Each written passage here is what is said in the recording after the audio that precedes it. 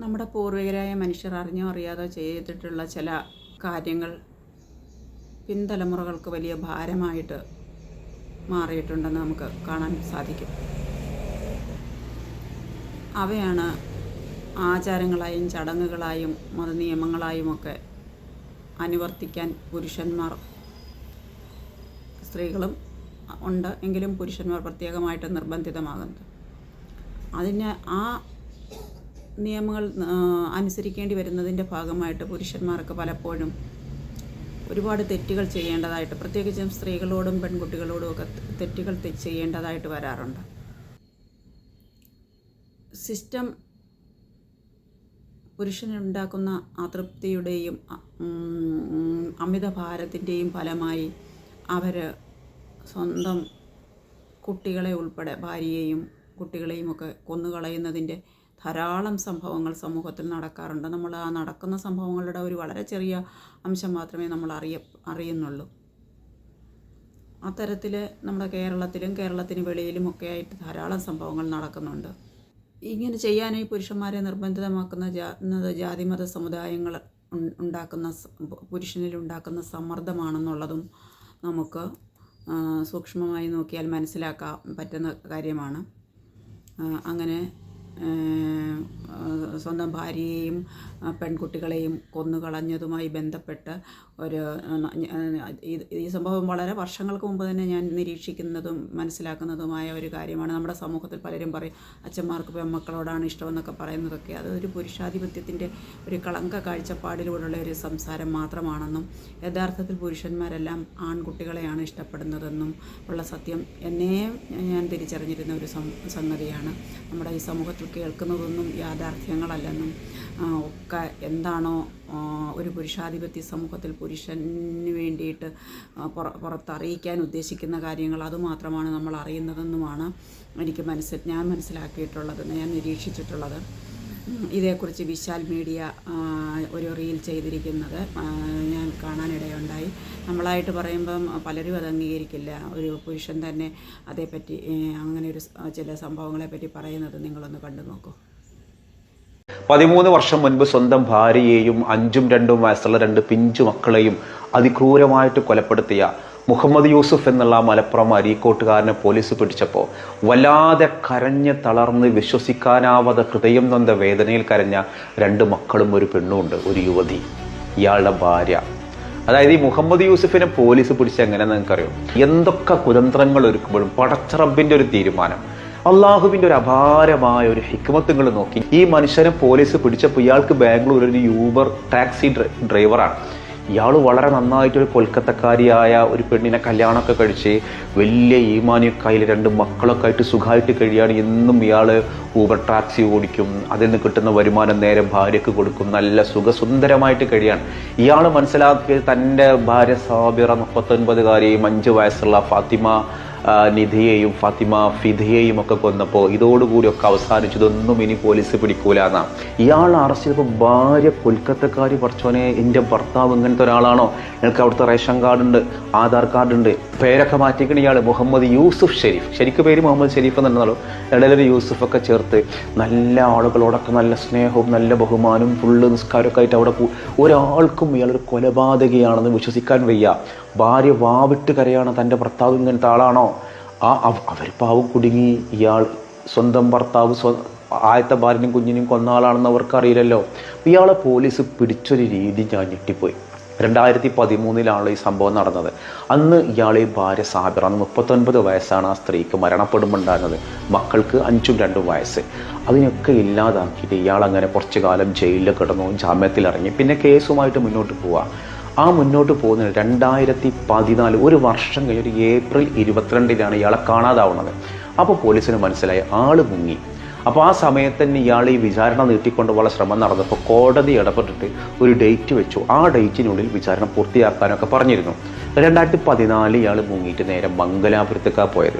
പക്ഷെ ഇയാളുടെ ഉള്ളിലുള്ള ക്രിമിനൽ മൈൻഡ് ഉണ്ടല്ലോ, ഇയാൾ മംഗലാപുരത്ത് പോയിട്ട് അവിടെ ഒരു ബസ്സിൽ അടിപിടി ഉണ്ടായപ്പോൾ ഇയാൾ അവിടുത്തെ പോലീസ് പിടിച്ചു. അഡ്രസ്സൊക്കെ തേടി പിടിച്ചപ്പോൾ അരീക്കോടതി അഡ്രസ്സാണ് കൊടുത്തത്. അങ്ങനെ ഇയാൾ അവിടെ പോലീസിൽ അറസ്റ്റിലായി. അവിടുന്ന് ജാമ്യത്തിലിറങ്ങി മുങ്ങി. ഇയാൾ ഇതുകൊണ്ട് മുങ്ങി. പിന്നീട് പോലീസ് ഒന്ന് വിട്ടു, കാരണം ഒരു ചെറിയ കേസല്ലേ. അങ്ങനെ ഇയാൾ വേഷം മാറി മംഗലാപുരത്ത് നിന്ന് പിന്നീട് ഇവിടേക്ക് എത്തി, ബാംഗ്ലൂരെത്തി. അവിടെ വേഷം മാറി, പേര് മാറ്റി, ആധാർ കാർഡ് എടുത്ത്, റേഷൻ കാർഡ് എടുത്ത്, ഒരു കൊൽക്കത്തക്കാരെയും കല്യാണം കഴിച്ച ഒരു ഊബർ ടാക്സി ഡ്രൈവറുമായി 2 മക്കളുമായിട്ട് സുഖമായിട്ട് കഴിയാണ്. അങ്ങനെ 2025 കഴിഞ്ഞ വർഷം കർണാടക പോലീസ് പഴയ പെൻഡിങ് കേസുകളൊക്കെ പുതുക്കാൻ തീരുമാനിച്ചു. നോക്കണേ, ഈ മനുഷ്യൻ്റെ ആ കൊല്ലപ്പെട്ട സാബിറയുടെ ഉമ്മ മനമുരുകി പ്രാർത്ഥിച്ചത് തൻ്റെ മകളുടെ കൊലപാതകത്തിനും തൻ്റെ പേരക്കുട്ടികളെയും ഇല്ലാതാക്കിയ കാരണക്കാരെ പിടികൂടാൻ. ആ പാവ ഉമ്മ മരണപ്പെട്ടു. ഇനി ആ വാപ്പയാണ് അവശേഷിക്കുന്ന. മൂപ്പര് എപ്പോഴും പ്രാർത്ഥനയിൽ. ആ പ്രാർത്ഥന പടച്ചോൻ കേട്ടു. 2025 ആയപ്പോൾ വർഷങ്ങൾ കഴിഞ്ഞ് പോലീസിന് തോന്നൽ പഴയ കേസൊക്കെ ഒന്ന് പുതുക്കിയെടുക്കണം. അങ്ങനെ അരീക്കോട് സ്റ്റേഷനിലേക്ക് കർണാടക പോലീസ് വരികയാണ്. വന്നിട്ട് ഞങ്ങളിവിടെ 2014 ഒരാളെ പിടികൂടിയിരുന്നു, ഈ അഡ്രസ്സാണ് പറഞ്ഞത്. അപ്പോഴാണ് പോലീസിന് മനസ്സിലാക്കി, എടാ ഇത് നമ്മുടെ പഴയ ആളല്ലേ. അങ്ങനെ ഇയാളെ പുതിയ ഫോൺ നമ്പർ കണ്ടുപിടിക്കാൻ തീരുമാനിച്ചു. അങ്ങനെ നമ്മുടെ പോലീസ് ടീമിൻ്റെ അന്വേഷണം 2025 വീണ്ടും റീസ്റ്റാർട്ട് ചെയ്യുന്നത്. ഇത് തുടങ്ങിയിട്ട് ഫോൺ നമ്പർ കിട്ടി. അങ്ങനെ കൃത്യമായിട്ട് വിവരങ്ങൾ അറിഞ്ഞു. ഇയാൾ താടിയൊക്കെ നീട്ടി, തൊപ്പിയൊക്കെ വെച്ച് നല്ല വലിയ മതഭക്തനായി. അന്നും മതഭക്തൻ തന്നെയാണ്, ഇപ്പോഴും മതഭക്തൻ തന്നെയാണ്. ആരും എന്നോട് ചോദിച്ചു, നിങ്ങളെന്തിനാ മതഭക്തൻ എന്ന് പറയണത്? നിസ്കാരം ഒരു തൊഴിലാക്കിയ കുറേ പേരുണ്ട്. വൈലുല്ലിൽ മുസല്ലീൻ, ഖുർആനിൽ പറയുന്നത് നിസ്കരിക്കുന്നവർക്കാണ് നാശം. അവരാ നിസ്കാരത്തെക്കുറിച്ച് ബോധവാന്മാരല്ല.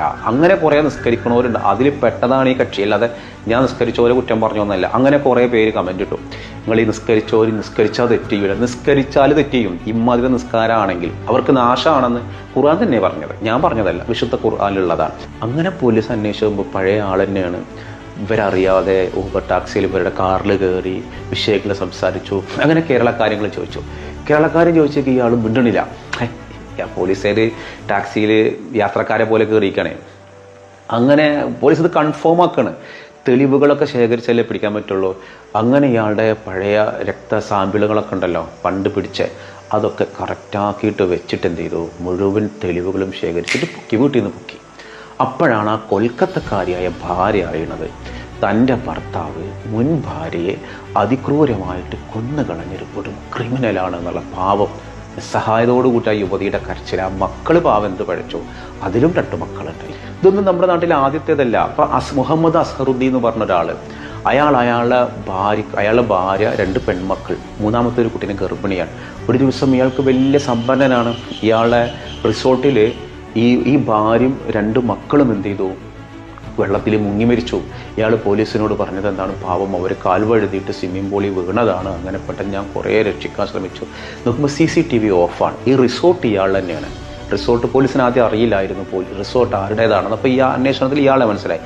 അപ്പോഴാണ് ഈ പെണ്ണിൻ്റെ ഉപ്പ മരിച്ച ഫർഹത്തിൻ്റെ, ഇയാളുടെ ഭാര്യയുടെ ഉപ്പ പോലീസിൽ പരാതി കൊടുത്തു. അവിടെയും 2ഉം 4ഉം വയസ്സുള്ള പെൺകുട്ടികളാട്ടോ.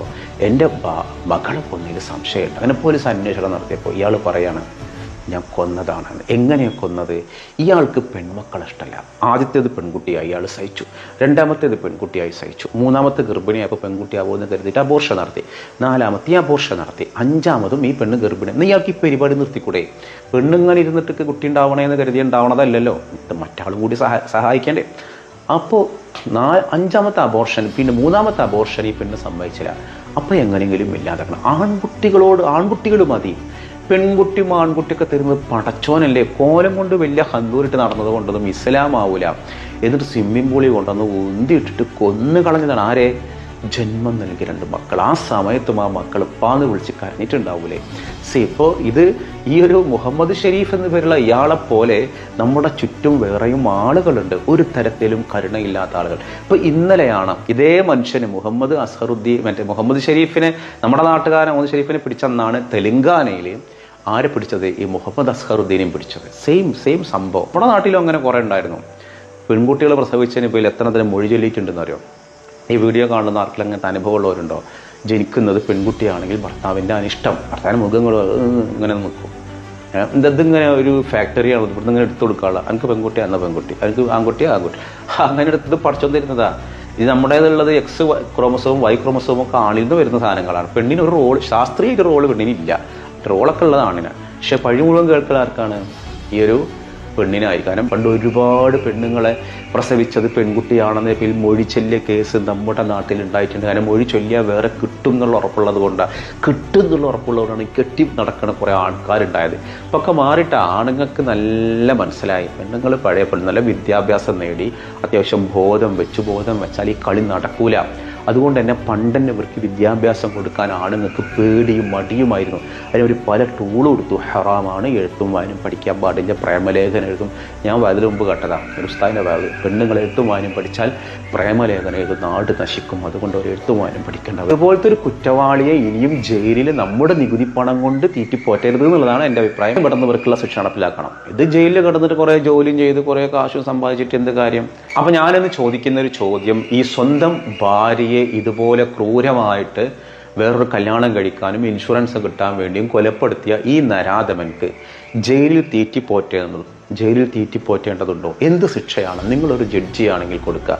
ഇവൻ കൊന്നത് ഒരു 39 വയസ്സുള്ള സ്വന്തം ഭാര്യ സാബിറയെ, അതിൻ്റെ 5 വയസ്സുള്ള ഒരു മകളെ, 2 വയസ്സുള്ള മറ്റൊരു മകളെ, 3 പേരെയും റമദാൻ്റെ അവസാന ദിവസം പെരുന്നാൾ ഡ്രസ്സും വാങ്ങിയിട്ട് അതിക്രൂരമായിട്ട് പ്ലാനിഡായിട്ട് ഇല്ലാതാക്കിയതാണ്.